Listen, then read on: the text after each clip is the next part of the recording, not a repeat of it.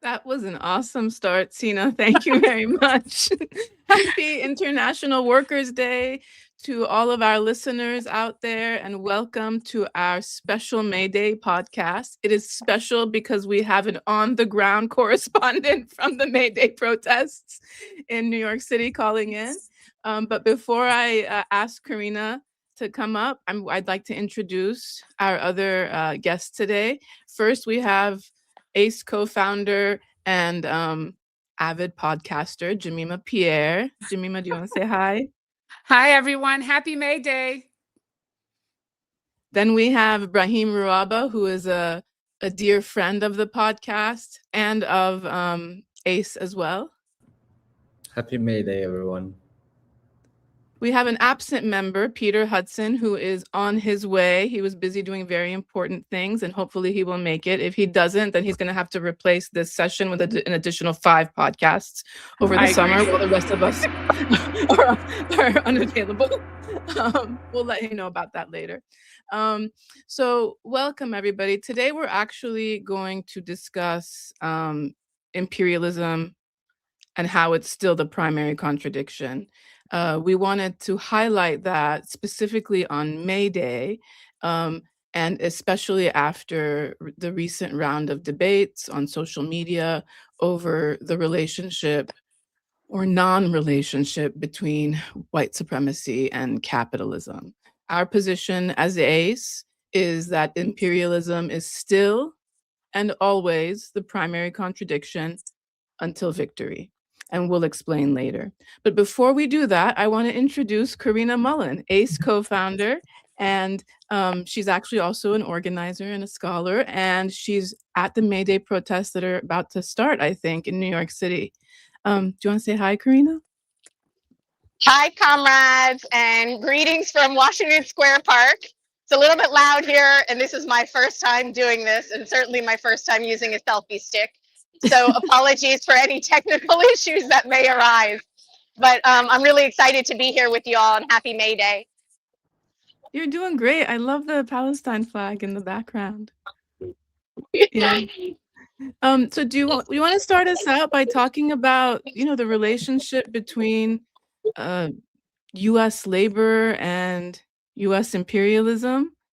Are you at an anti-imperialist protest, or do you want to be? Hey, thanks for that. Great question. Yeah, so today at 5 p.m. there's going to be the main Labor Day march that is starting here from Washington Square Park.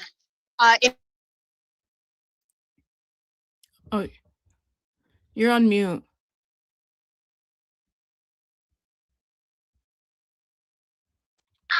Can you hear me now? Yes. Yeah. Can you hear me now? Yes. Yeah. Okay, sorry about that. Yeah, so I was just saying that right now I'm at a pre-May Day rally that's organized by Labor for Palestine, along with several locals, unions, and caucuses, Palestine, anti-imperialist, anti-war caucuses, and community organizations. And this is the site of where, this is where the main rally, Labor Day rally, is going to be, and the march is going to leave from here later on at 4, I believe at 4 p.m. So this is the pre-May Day rally. And what we're trying to do here is bring in anti-imperialist voices. And that's, not to say that there won't be at the main rally as well, but we know historically trade unions in this country have been, especially the big ones, have been quite conservative and also, supportive of imperialist policies. The AFL-CIO, which I'm sure many of the speeches that will be coming up at our speak out will point out, has, for example, been complicit with labor Zionism, labor imperialism for years, supporting through the purchase of, billions in Israeli bonds, through financial support, through support for U.S. Military aid and the sale of weapons to the Zionist entity, has really supported Zionist settler colonialism and the super exploitation and dispossession of the Palestinian workers. Mhm. So, that's going to be a major theme here. Now, what's good I want to point out is that even the AFL-CIO and the big unions today are all sort of backing May Day, and this is new. This goes back to the Haymarket, and I'm sure there'll be more about this protest and massacre in the late 1800s. Where we had martyrs really who died for the 8-hour workday. And it has historically not been major trade unions in this country haven't celebrated May Day. So it's important that it's starting to happen. Certainly the strike in Minnesota that happened a couple of months ago after the ICE killings helped to advance that support for May Day and for discussions around a general strike. But historically, as I said, trade unions in this country haven't been either for militant class struggle here. There's a history of racism in the trade union movement here, leaving out Black and brown and indigenous workers, and of course supporting imperialist policy, therefore undermining trade unions, global South workers, undermining their ability to socially reproduce, because of course that's what wars do, and of course kill workers. They make it easier to exploit, to steal their resources, to continue the primitive accumulation that even Marx noted and talked about.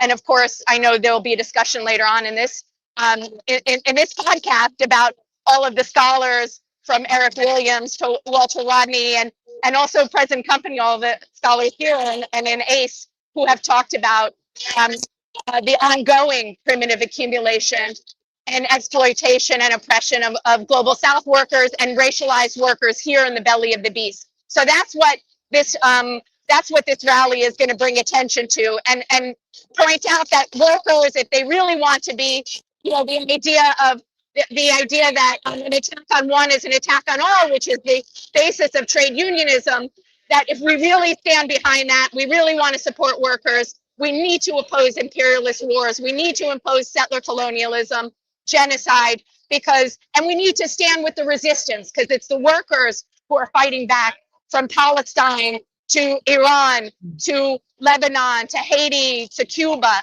That anti-imperialist resistance is workers' resistance. If we want to stand with workers globally, we stand with the resistance. Thank you.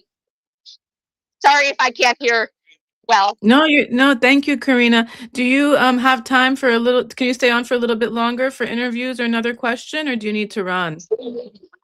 Yeah, I can, and I'm gonna reach out to some folks in the back if you want me to. I've already talked to some comrades here about interviews, so if you want me to set that up now, I can do that as well.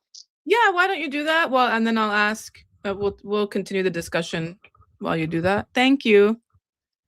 And please don't forget to push the like button on YouTube, and go to the Anti-Imperialist Scholars Collective page on YouTube. We also have a website, antiimperialist.com, where you can sign up for our monthly newsletter, or our weekly newsletter.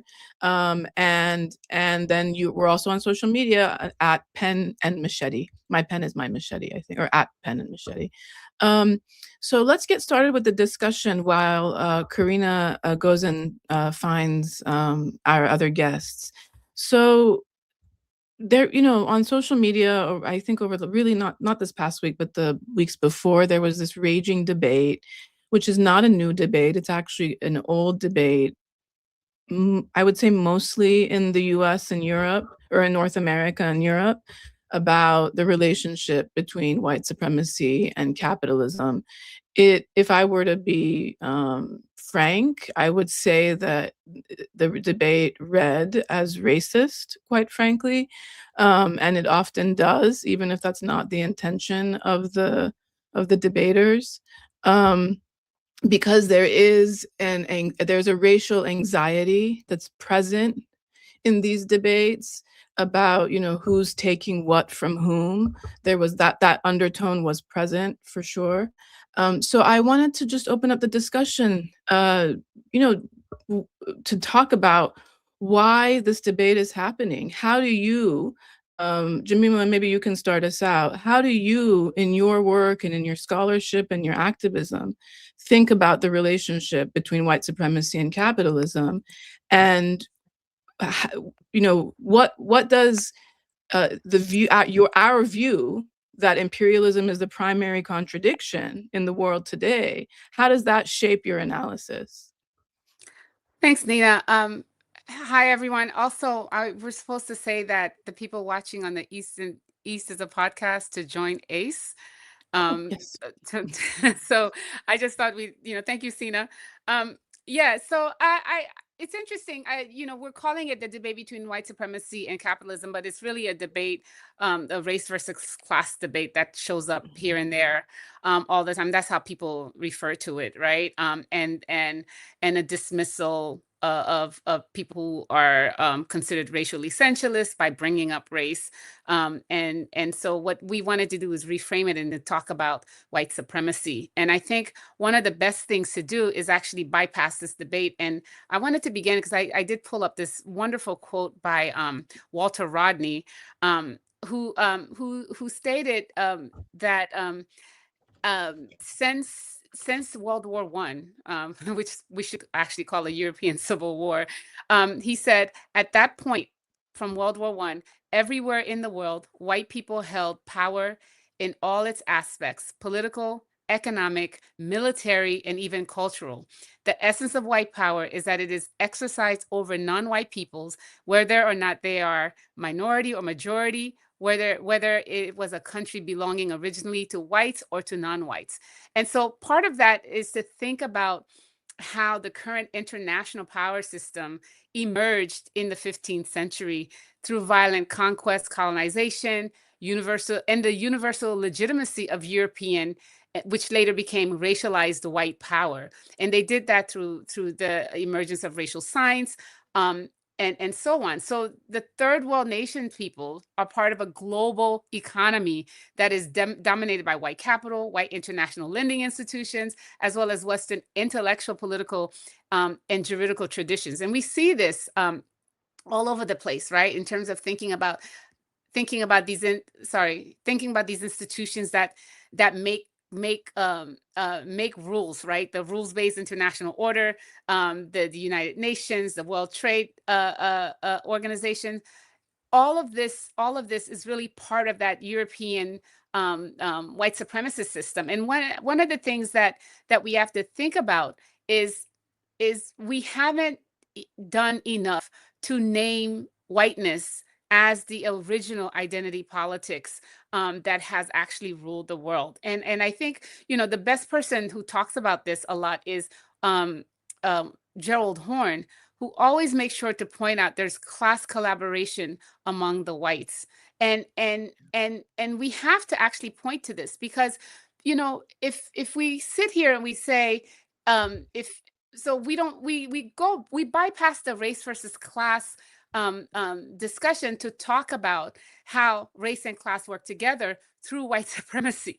And we actually have to historicize the current world order as an establishment of race, as constructing race, right? And then establishing this order where those who are racialized as white control all the means, right? And so even those who are non-white are working through those who have access to part of the white power system. We're all still working through a white power system. And so my work really talks about white supremacy in the sense that brings into white supremacy's emerges through the capitalist system, through the racialization of slavery, the establishment of colonial, the imperialism, establishment of colonial rule over the vast majority of the planet, and the structure that we still live within.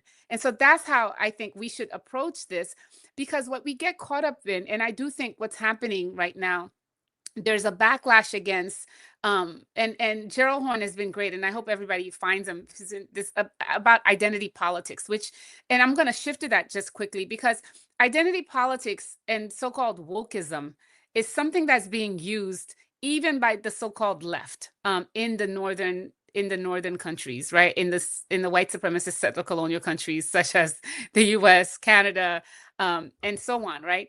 And part of that is to actually assume that when people talk about whiteness, when people talk about white supremacy, people only focus on representations, cultural positions, as opposed to structures, economic and political structures of power.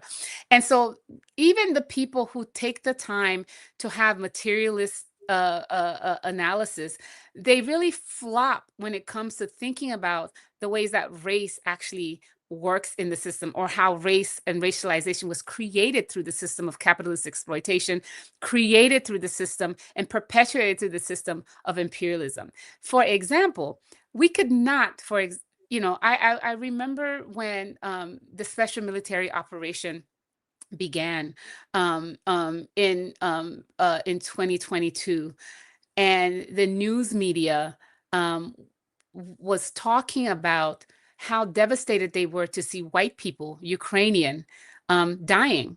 And I remember the conversation with news media. I think, I was looking for some quotes the other day, because I had to write them down because I was just so shocked. Somebody said, they said, these people, these are not refugees we are used to. These people are Europeans. And then there's the deputy general prosecutor of Ukraine said, it's very emotional for me because I see European people with blonde hair and blue eyes being killed. And someone else said, this isn't a place like Iraq or Afghanistan. This was a CBS correspondent. He said, this isn't a place like Iraq or Afghanistan that has seen conflict raging for decades. This is a civilized, relatively European city. So when we think about the response to Ukraine, right? Some Ukrainians dying, to the fact that we've watched 2 years of a genocide against racialized, non-white Palestinian people, Lebanese people, and Iranian people, right? We've watched this, and we could not, if the world was not structured to white supremacy, this would not be allowed.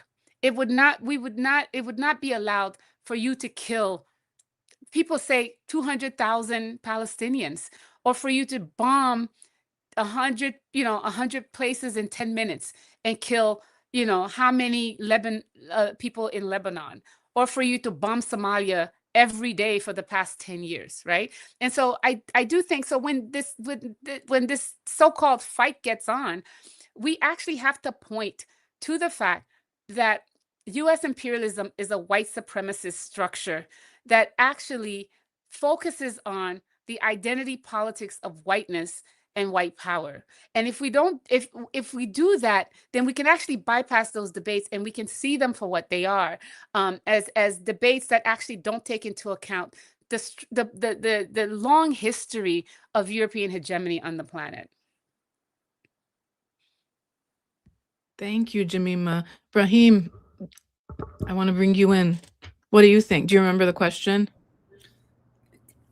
Kind of, yeah. And but it's hard to think, to think what to add to what Jemima just said. I totally agree, and I think I myself don't have any definitive kind of answer about how to think about it. But the way that I've been thinking about it is that there is this idea, at least, that people who identify as being on the left, right, think about race as sort of an ideological justification for certain sort of labor regimes that sort of accompany the European expansion into the rest of the world and what have you. And this, but then if there is agreement about that, then sort of put in the work of people like Cedric Robinson as a straw man, or as a representative of this idea of racial capitalism. And then sort of the arguments are all about assumed to be the people who foreground race or give race some explanatory power, then it's not, their arguments are not being taken in their own right, but they are being taken as stand-in for what Cedric Robinson's positions about communism or what have you were. So most of these people seem to me, at least, and maybe I'm misunderstanding, but seem to me to be talking past each other, and there's more to like defining sort of the parameters of the debate or the conversation, if a debate ought to be taking place about this at all. Then at least get sort of on the same, define the terms that that are being debated before entering into that discussion. So I don't think there is.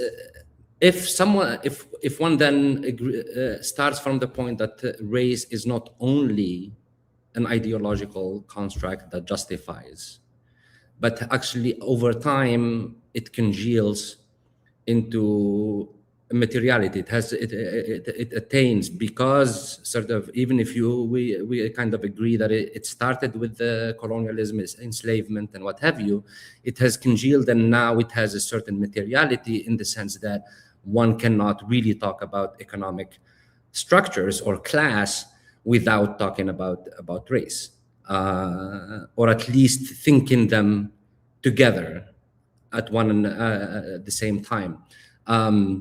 That's not to take away from the explanatory power of class, but to say that classes there are raced classes and racialized, raced classes and classed races in some ways, in the way that someone like Fanon talked about in the settler colony, that you're white because you're rich, and you're rich because you're white. It's you know, it's not. These are not two separate tracks, and one of them sort of going down the race kind of route. It is true, it has its the shortcomings, that in the sense that it could be weaponized with identity politics and not bring in. There is that potential. We're not denying that, but also to just say race is a secondary contradiction to the class contradiction, then that misses a lot. That sort of framework, I think, misses a lot of the picture and the processes and dynamics that are at play. Now, just to maybe add to that, I was reading Malik Ben Nabi, an Algerian sort of third wordist thinker from the 50s, who was writing about right after the Bandung and this Afro-Asian idea, and he wrote an article in which he argued that there is what he called a colonial coefficient. And if you think about, like, thinking in the context of Algeria and the conquest of Algeria, when you have someone like de Tocqueville, who was writing about during the time of the conquest, and he points out in the 1830s and 40s, he points out that, you know, levels of literacy in Algeria were much higher than those in France. You know, among women, among men, health conditions, life expectancy, all of these social and developmental indicators or indexes were better in Algeria. Now, after the conquest and 4 decades of scorched earth policy and genocidal colonial violence, right? The primitive accumulation that was taking place. Of course, you're going to create a destruction, the sort of the scholasticide that came with it, the destroying institution, you know, educational institutions and what have you. You're going to create a colonized population that has higher levels of say illiteracy and so on. So the soldiers, the French soldiers who came in and officers who came in the 30s and 40s, they still had kind of a certain level of respect to the adversary, to the colonized, to the Algerians. Those who came in the 1870s and 1880s, they came, and the discourses, the racist discourses that were once hard to reconcile with the material reality on the ground became sort of self-fulfilling prophecies, that these people are actually brutes and they are ignorant and they don't know, and because you have created, and that's what he calls, what Malik bin Nabi calls the colonial coefficient, in the sense that that kind of racist, orientalist kind of the discourse, once it's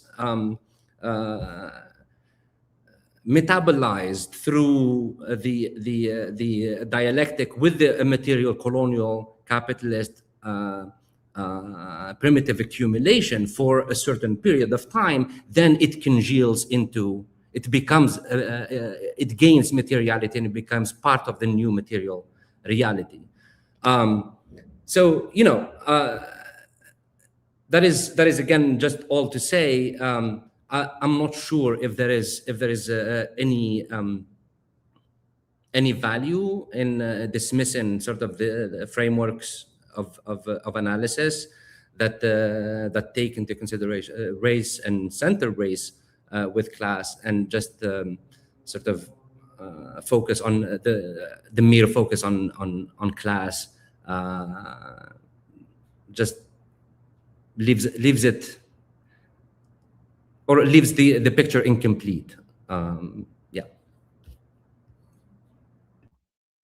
Thank you both very much. Sina, should we bring Karina back in, or should we wait a little bit?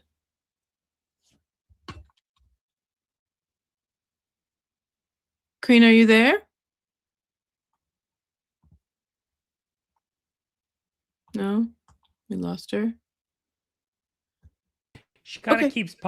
keeps popping in and out. I think she's Okay. having maybe some connection issues, but I'll text her and we'll see. But keep going. Okay, sounds good. So this was a great. Oh, there. I think she's coming back. Are you there, Karina? Welcome back, Karina. You're on mute. Hi, Karina. Hello. Hi. Oh, hi, comrades. I'm just going to try. Sorry, because I don't hear very well. But were you asking for an did you want to see if I could get an interview now? Sure, that works.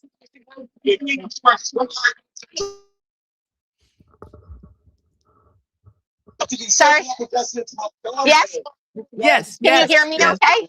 Yeah. Okay. Great. Okay. I just wanted to say that as I'm looking for someone, in terms of the discussion, I also wanted to raise that, thinking about class compromise, and sorry, I cut out at various points, but I heard what Jemima was saying about Gerald Horn, and that made me think of the labor aristocracy, and really, how a portion, as Marx and Lenin talked about, of the labor in the global north has benefited from the exploitation, the super exploitation, the drain of surplus value from racialized workers. And I think that's a really important point, because when we try and understand why our unions don't come out and strike when there's a genocide against the Palestinian people, don't come out and do pickets when the U.S. is, and in fact, workers here are even participating in producing the weapons that are bombing Iran or Lebanon. We have to understand it from that context as well, through the lens of white supremacy. So I'm really glad. I just wanted to say that you foregrounded white supremacy in this discussion, and thinking about how it shapes capital accumulation in the imperialist core. So I have someone. Just give me one second, and I'm gonna grab her. Okay. Well, while we wait quickly, so do you? I guess I'm just going to be frank. Do you believe do you take seriously the fact the refusal of so many to consider this relationship? Or do you think it's disingenuous? Or do you think it's a sort of a cycle that repeats itself and then becomes, honest? Right. I think this is when I wish Peter was here, because this is not this is not this is a cycle that repeats itself. Um but what's also historically accurate, actually, has been the refusal of a lot of the white socialists, or Marxists, to actually take race and white supremacy into account, and that's Yeah. been going back for a long time. In fact, I was reading Charles Mills, the philosopher, who actually one of the first people to actually theorize global white supremacy. In one of his books, he has this epigraph, and I wanted to read it to you and to tell you. And this is a quote from an African American activist from 1930s, where he says, "Even after a revolution, the country will still be full of crackers." Right. And what he means by that is that we can have the socialist revolution, and there would still be white supremacy, in the sense, if you don't, if it, based on the way that they conceive of socialist revolution. Now, if when we get to socialism, we shouldn't have to actually deal with white supremacy, right? But the point of that quote, the joke about that, is to to we do still have the people who don't understand race, who don't take the time to theorize race, and who see it as a category, as opposed to a process, as opposed to a process of racialization, how people are racialized based on material realities, economic, political, and otherwise. And so, because there's the inability to understand how race formation works, how racialization works, how white supremacy is key, right? Because of that refusal to acknowledge whiteness and white class collaboration, I can see them really believing that, right? Because that's why you still have this dismissal of identity politics. And when we say identity politics, they're really talking about, like, the Obamas, right? Oh, you have Mhm. you had a black male president, and all the black people, it's like, black people are in charge. It's representational, no politics, and so everybody's okay. And this is the neoliberal representational politics that actually doesn't take into account the fact that we have radical, non-white activists and scholars who actually don't believe in representational politics, but get subsumed under get cast off as identity politics people, and get cast as race first people, as opposed to really taking the time to actually, if you read the radical scholars, if you read about Paul Robeson, if you read about Claudia if you read Jones. Walter Rodney, Claudia Jones, all these Mhm. people, this is we've always Mhm. had a black communists, black socialists, black Yeah. black and brown radicals who actually don't don't break up these two Yeah. things, right? And Yeah. so then we have to wonder then, aside from Adolf Reed, we have to wonder then, what is it about the whiteness of that critique that allows it to continue popping up? And one way to respond to that critique is to send people to read these radical scholars from the third world, from inside the belly of the beast, the non-white Mhm. radical scholars who've done the work of Yeah. really mapping out how they work together. And until they do that, we're going to keep spinning our wheels, and we're going to get pulled into um these mindless discussions Mhm. at a time when there's, when we live in a time of monsters, we live Yeah. in the time of genocide, and this is the conversation that people want to have. Yeah. Yeah. And even, thinking about the folks that you mentioned, Jemima, and if you read like General Diop or Ho Chi Minh or Fidel or Che, or even the Iranian revolutionaries, the Palestinian revolutionaries, Nkrumah, everybody, I mean, there isn't a single national liberation struggle that's been victorious in the third world that mires itself in these ridiculous disaggregations and debates. Not a single one. And that quote that you gave from Mills, I tell my students like a version of that quote, and then I say, but also, if the revolution happens, if the socialist revolution happens tomorrow without an analysis of colonialism and imperialism and race, then the day after that, you're still going to have white people and Black people and white supremacy. Alternatively, if you have the victory of the national liberation struggle tomorrow, without class and without addressing capital, you're still going to have the poor and the rich the day after. You can't separate them out. You can't. There's no way.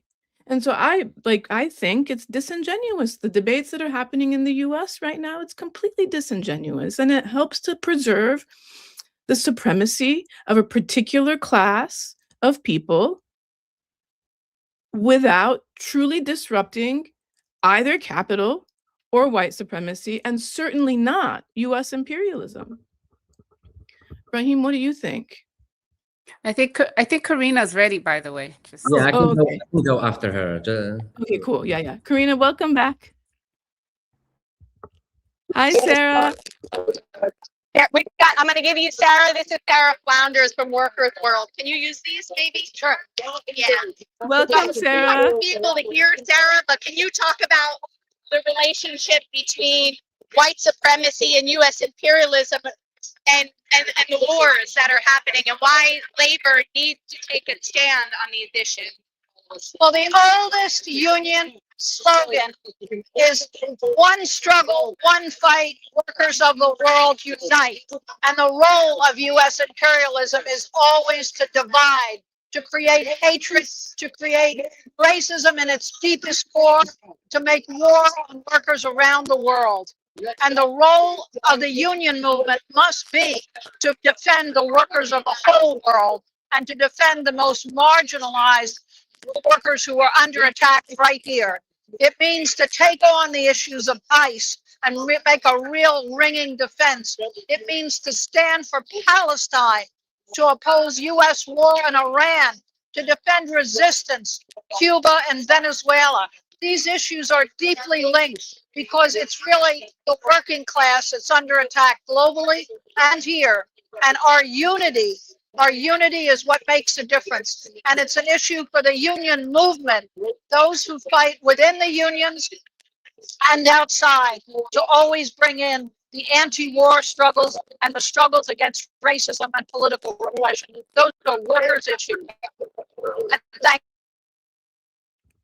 Thank you so much, Sarah. Bye, Karina.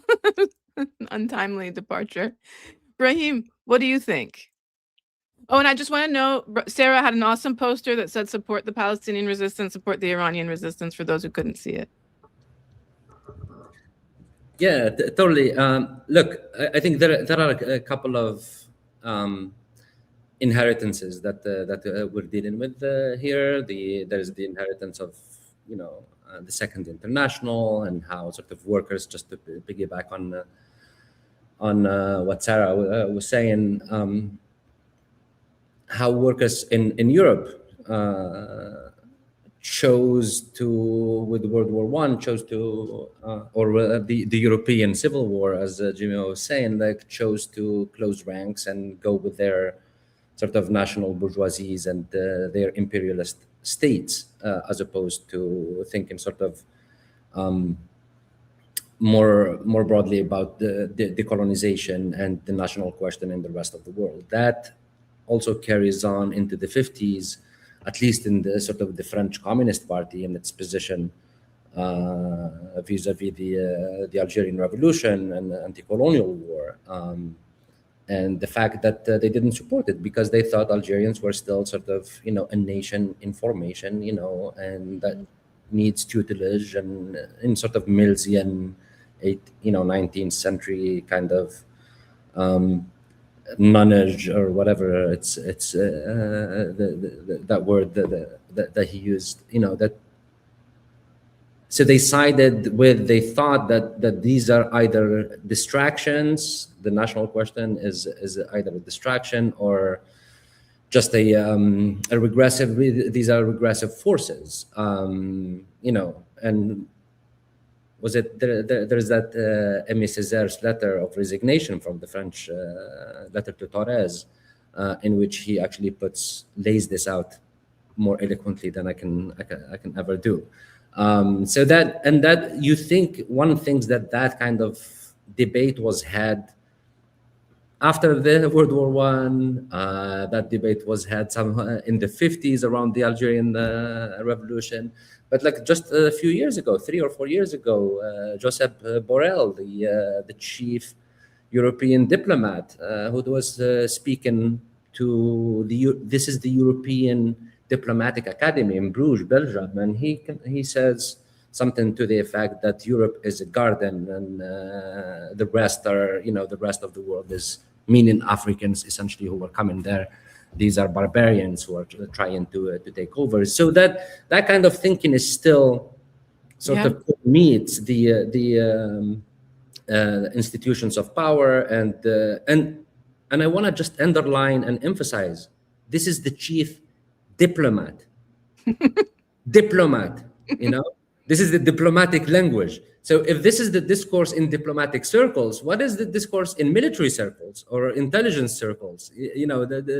Diplomats are supposed to make whatever, to embellish, not to. But if this is what diplomatic speak is like, it just shows you like the rot is deep, and that's the thinking, that's the approach to the global South and people of color, or what sort of Trump and his alcoholic war secretary talking about Iran and saying that, oh, these are animals, we can just decimate them, or the stuff that Israeli leadership was saying about Gaza, and these are animals that need, subhuman, that need to be exterminated. This is, it's just, it seems to me disingenuous then to discount race. Like you cannot be taken seriously if you're saying that race has nothing to do with all of this, or just that it's just sort of a superstructure, an ideological superstructure that only justifies the material needs of imperialism. So that's my 2 cents there. Yeah. I did want to add quickly, if I can. One of the ahead, things that I want us to really remember is it's easy to point to obvious racist acts, right? It's easy to point to Stephen Miller and Trump and so on and so forth. But we can also say we have to think about white supremacy as a system that is embedded in everything, right? It's embedded in the religions, it's embedded in who we cite, it's embedded in what's considered theory, it's what's considered classical music, it's embedded in how we teach our kids, it's embedded in what we consider, developed, and so it is structured. It's in MTV, it's on the shows we watch, it's everything, right? So this is why we can say Barack Obama represented a white supremacist system. This is why why we say that, it includes the corporeal, but it goes beyond the corporeal, right? The skin, it's right. And so we, just everything we think about, what we think is continental theory, for example. What's the continent? Europe, which is not even a continent. It's not even, it's a peninsula of Asia. Eurasia, right?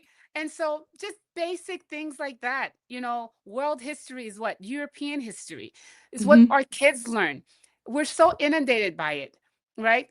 And down to like the privileging of light skin in predominantly non-white societies, hair texture, color, what we think is good, what good cuisine is. So that's what I wanted to say. Like, it's this structure that was set up through the brutality of colonialism and slavery that then really shapes how we see the world, right? What's a jungle, what isn't?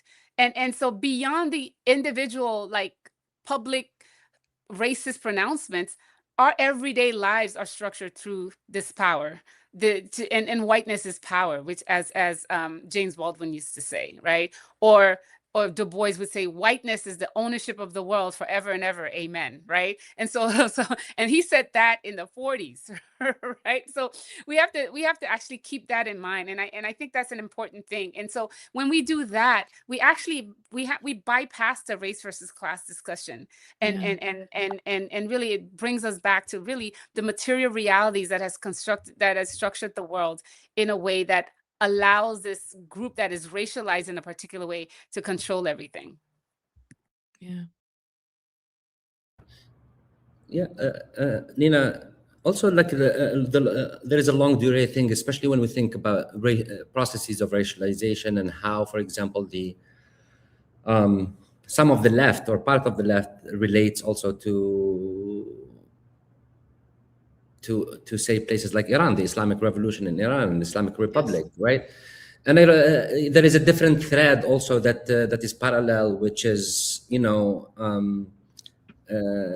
left idea, that these sort of leftists are apart from sort of this history that we talked about in the 20th century of the Second International and what have you. There is a longer sort of a long durée also tradition of modernity and modernism, and how modernity, European modernity, rejected sort of religion, rejected the Catholic Church, which then stood for religion tout court, and it became, that the sort of any religious ideas are still, these people are still enchanted and still live in a magical world, and these forces cannot sort of be progressive. The only progress that can be achieved is the progress that we see. You can't see anything other than what I can see or what I can show you. And that kind of sort of Islamophobia, like it runs deep, like so people who have trouble being sort of in solidarity with the Islamic Revolution for its anti-imperialism, for its in some ways in sort of being really at the forefront of the fight against imperialism,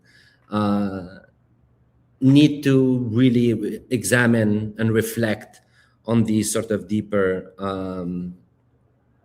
roots to and knee-jerk reactions that are inherited from these different traditions that all relate and go back to sort of the colonial first colonial kinetic contact, if you like.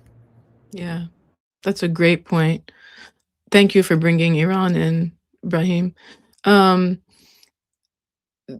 So you both reminded me of something that was circulating on social media, I think last year, where Angela Merkel was talking to Xi Jinping, or maybe she was reading, or she describes this in her book, where he tells her, for the majority of human existence, the most developed societies in the world were non-white and non-European. This period of white power and the European, development and European imperialism is actually quite short from a historical point of view. It's less than 1,000 years. And right now, what's really, really interesting about this particular moment that we're in, and why this debate came up again, I think, is because now we are on the cusp of another moment, right? When it is the non-white world, the global majority, the 80% of the planet that is not from Europe, that is about to retake control of its own destiny. That's what is happening now. You can call it multipolarity, you can call it third world liberation, whatever you want to call anti-imperialism, but that is what is happening now. And so the fact that this debate shows up in this form at this particular moment within the 20% that's been dominating the planet for a short 500 or 600 years is not an accident, because they want to continue to dominate the planet, and it's looking like they won't be able to. I also want to note that one of our members, Sharice Burden-Stelly, who wrote an excellent book on this topic, sort of on this topic, actually held ground in the debate on social media a lot a couple of weeks ago. And then she did a podcast last Friday that we can circulate, hopefully, in the chat. So maybe we should get to questions now. Is that a good idea, Jemima? Yeah. No, I said Karina wants to answer that important Yeah, is it up question. yet? Let's put up the question. I think it's a good question. So this is a question from the chat. How will, and I want to answer it as well. I'm from Oklahoma, so I feel like I can answer it. I mean, I'm Iranian, but I'm also from Oklahoma. How will telling poor whites that they are part of a system of racial supremacy achieve class goals? Karina, you take it first, and then I'll speak from the perspective of an Oklahoman. Oh, Karina, your sound is weird. Oh, go ahead. Oh, sorry. It's good. It's good. Can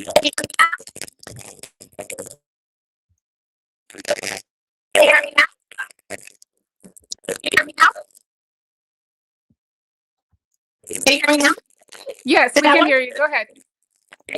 Great. Yeah, I was just going to say that, in addition to it just being the right thing to do, right, to recognize white supremacy and that it's incumbent upon people who have benefited from this system, and even crumbs of it, even if it's not, we were talking about what Gerald Horne said about class compromise, that the working class here has historically entered into that class compromise with a white ruling class.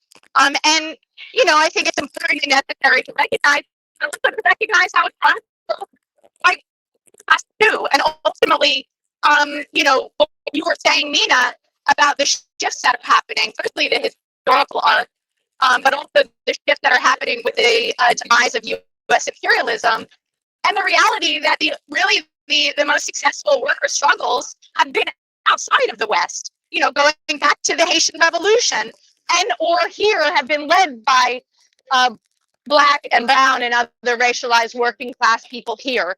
So what W.E.B. Du Bois talked about is, the first general strike here around the abolition of slavery, and the role of people of the enslaved population of rising up against the system of slavery in the same way that people rose up against slavery and colonialism in Haiti. So if people are really interested in winning here, if people are interested in defeating racial capitalism, defeating capitalism, which depends upon white supremacy, which depends upon imperialism, and they need to take the lead of those people who are at the tip of the spear, those people who have been the most oppressed, those people who have been the most exploited, not just because it's the right thing to do, because that's how you win. Because who's leading, who's winning, who's defeating these systems and structures? It's always been in the global South. Again, going back to the Haitian Revolution, going back to the anti-colonial struggles, which were also worker struggles, peasant struggles. And we see that, of course, today with Palestine, with Iran. This is what it's, if people, that the mantra about Palestine will set us free, will liberate us all, it's true with the global majority in general. And it's really crucial for white workers to understand that and to break this class compromise, to be race traders, as Frantz Fanon said, in the meaningful, real sense, and to join this struggle full-heartedly.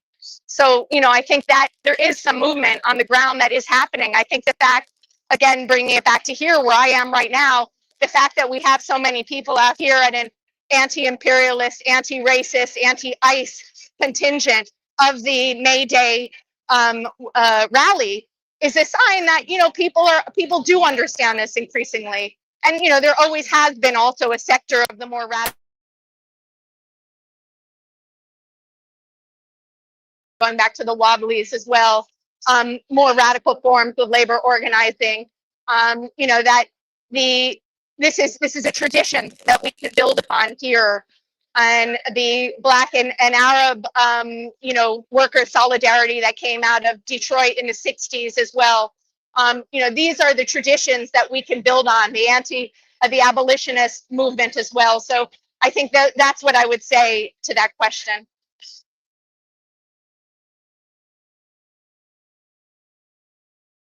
You're on mute, Nina. I'm so sorry. Sina's gonna yell at me. Thank you so much, Karina. I know it was super hard to do this and while you're at a protest, but we really appreciate you and your interventions were awesome. So I am honored to welcome Peter Hudson. Thank you very much for joining us. I know you had a hectic day. Please introduce yourself. Peter's a preeminent scholar on the things we've been talking about today. Peter, feel free to introduce yourself and just jump right in. You know what the questions are. Fair enough. Well, first of all, I apologize to everyone for coming on near the end of the show. I did have some familial delays. Everything is okay, but there was delays nonetheless. I wrote a book called Bankers and Empire, How Wall Street Colonized the Caribbean, which was just recently translated into Spanish by Tinta Limon Press in Buenos Aires, Argentina. And that book, I think, in some ways gets to some of the questions that have been posed and responded to over the show. But the first thing I wanted to say, just thinking about the themes for today and thinking about May Day, I think we need to acknowledge, if we already haven't, the huge rallies that are happening in Havana right now. I think there's 50 or 60 or 70,000 people on the Malecon. And it reminds me, I mean, Cuba always reminds me and leads us back, I think, to the work of the great Cuban patriot and apostle Jose Marti. And I think one thing I didn't realize, and this is inside his collection of essays, Inside the Monster, edited by Philip Foner, that Marti was witness to the Haymarket murders and to the execution of the Haymarket martyrs. And so that, when we think about May Day, it brings us back to Marti, it brings us back to his kind of great ethical vision.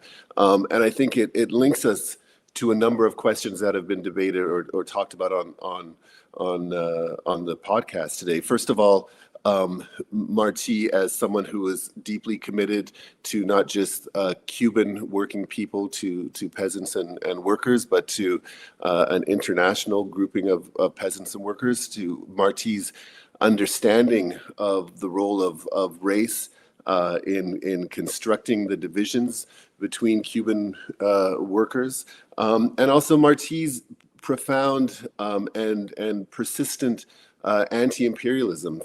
Obviously he fought and was killed in the battle against Spanish colonialism, but he was very much aware, dating back to the Inter-American or the Pan-American economic conferences at the end of the 19th century, of the threat of the U.S. to all of the Americas. So I think when we think about May Day and when we think about these questions of race versus class, it's always good to ground us in Marti's writing. And the other thing I want to say, I feel like the whole question race versus class is in some ways misleading, and it's misleading in the sense that we're forced to engage in a debate that has been disproven for over 500 years, where we've seen that since the Haitian Revolution, since 1492, we could argue that race and class have been working together quite handily in a very materialist fashion.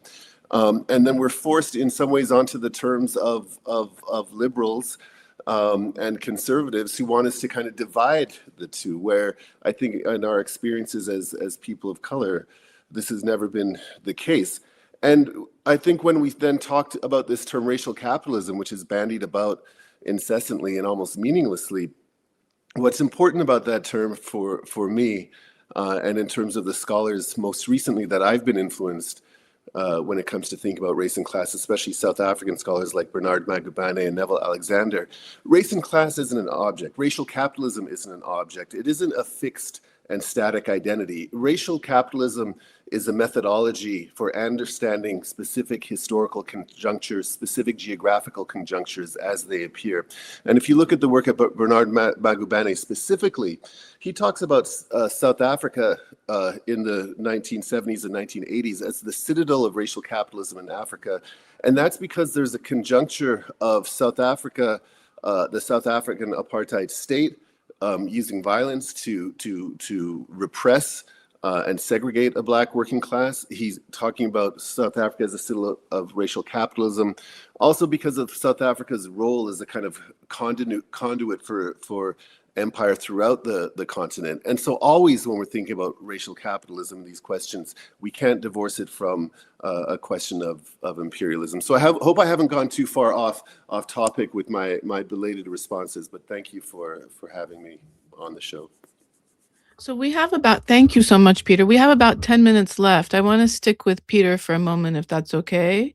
And then we'll do a quick wrap up and I'll tell you my Oklahoma story. So I was waiting for that. So Peter is also a member of the Anti-Imperialist Scholars Collective. So how does the fact that imperialism is the primary contradiction, destroy this so-called debate? That's a very good question. How does it destroy the debate? Well, I mean, I think when the members of this formation talk about imperialism, there's a sense of imperialism as in some ways an assemblage of materialist practices. And I think we can talk about imperialism around its debates in terms of finance capitalism, emerging out of the 19th century as a kind of break from kind of earlier forms of mercantilism. But with that, and I think Walter Rodney is very good about this when he has an essay in Monthly Review from the early 1970s when he revisits Lenin, and he disputes people who are saying, well, Lenin didn't deal with Africa, Lenin doesn't approach race. Well, he's like, well, Lenin was looking at a very specific formation. And by looking at a specific formation, he's not excluding the possibilities of an understanding of racism or understanding of the kind of geographic expansion of an understanding of imperialism to include Africa. And so I think, you know, if we revisit Rodney, if we revisit other Black and Third World scholars in this, I think that their work on imperialism and on understanding that contradiction shows how it's always entangled, always imbricated, always intertwined. And so if you begin from that premise, it dismisses the kind of naysayers who are like, race is just an appendage, race is just a small kind of tool of the capitalist class, or the kind of unreconstructed Marxists who will dismiss a kind of racial analysis that's tied in with capitalism.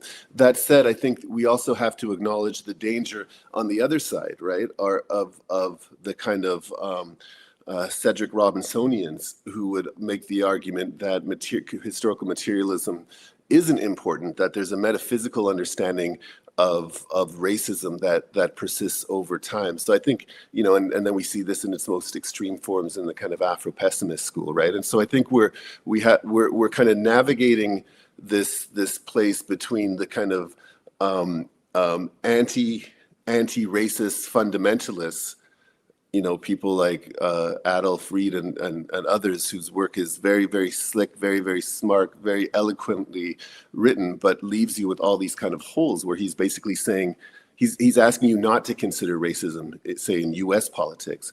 So there's those people, and there's and then we have the Cedric Robinsons who in my mind are basically saying race is everything all the time, everywhere, and a Marxist analysis doesn't do anything for us. Thank you, Peter. That was excellent. So I'll just tell you my Oklahoma story. So I am from Oklahoma, though I'm Iranian, and there's a big Iranian population in Oklahoma. I don't live there anymore, though. I'm in New York now. So in 1917, in Oklahoma, there was the Green Corn Rebellion, which was a rural uprising of a coalition of poor whites, Blacks, and indigenous peoples. and they rose up against World War I conscription and the capitalist system. And I believe at one point there was a call to have socialists, their flag become the state flag or something. Maybe it was at one point, I'm not really sure. So the presumption that white people and poor whites are somehow incapable of recognizing that standing with the oppressed peoples of the world is going to harm them is a counter-revolutionary presumption. And as in fact, history has proven that it's not true. There have been poor whites and working class whites that have stood with the working class of the world and united with the world. And the way to get out of this divide and conquer mentality that was created by the Europeans is to read history. It's to read history and teach people of the times when this has actually happened and when this has been possible. Can Go I ahead, quickly Jamini. add? I do want to answer this question: how telling poor whites they're part of a system of racial supremacy achieve class goals. The other part of white supremacy we have to think about when we say white supremacy rules the world, we're talking about the white control of the world, white control of the the poor whites don't have access No. to the power of the rich whites. They do through class collaboration by getting together and having 78 million or 80 million people vote for, Donald Trump or come together when they need to. And that's because the poor from slavery times, the poor whites have collaborated a lot with the white ruling class, because they think it works for them, and which is why the white ruling class has always gone out of its way to make it seem like their winnings are for all the classes of whites. And so what we have to understand is white supremacy. When we talk about white supremacy, is to say that poor whites are also implicated, but they're also victimized by the white power structure, because it's the white elites, right, that are making all the money, but they're using the poor whites as buffer, right, as to give up their class solidarity with everyone else for this crazy belief that one of these days that these poor whites will make it to the upper echelons of power. So what we have to do is actually explain that white supremacy is really talking about the white upper class with collaboration with the poor whites. And once people who are poor understand that we are all poor together, or we are not part of the elite classes, that we need to have interracial collaboration against white supremacy, then we can see that's the way to move forward. And this is where you'll have class goals of solidarity, because once we destroy the ruling class, it opens up the space for all of us. Can I add a historical footnote to the comments and to Nina's comment on history? I think there's three people I would encourage people to read if they haven't already. The first is anything by and about John Brown. I mean, when we're talking about whiteness and whites. The second is the work of Theodore Allen on white supremacy, and the independent scholar Jeffrey Perry, I think his name is, has done incredible work kind of keeping his work alive. And the third is the writing, including the biography of Howard Kester. And I think a lot of people might not know Howard Kester, but he was a radical, I think, born in Kentucky to coal mining families who became very much a kind of Christian socialist at one point, and then was involved with the Southern Tenants Farmers Union. And what they were trying to do was organize Black people across, Black and white people, Black and white sharecroppers across class lines. And he documented this work, and Kester also worked as an undercover white for the NAACP investigating lynchings in the 1930s. But one of the things that Kester does in a book called Revolt Among the Sharecroppers is he documents the organizing attempts of the Southern Tenants Farmers Union.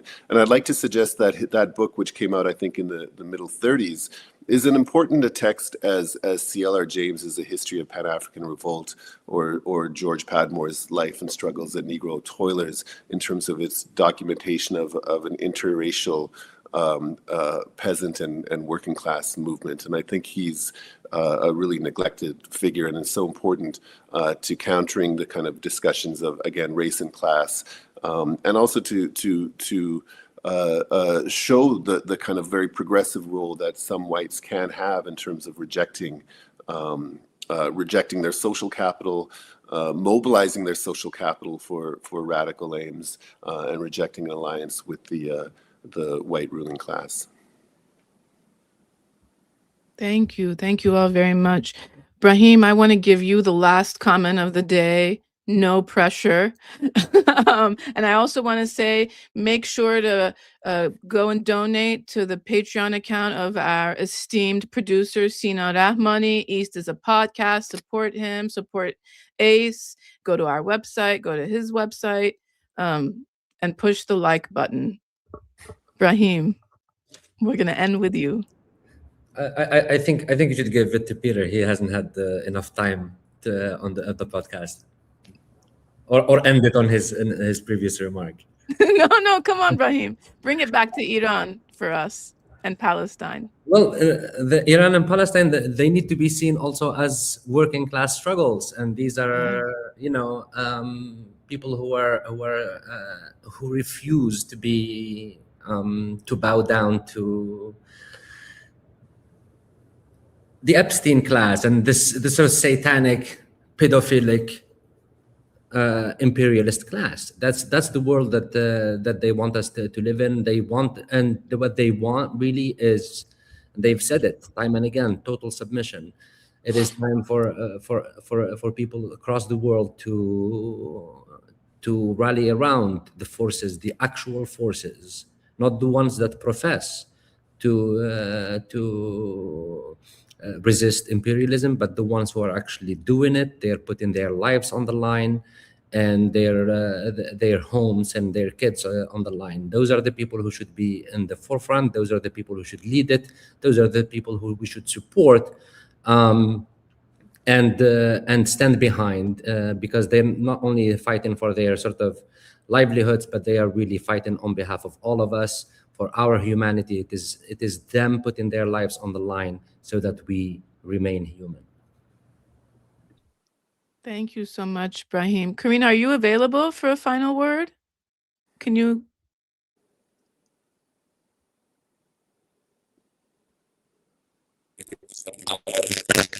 Just wanted to say, sending solidarity from here. It was a really great discussion.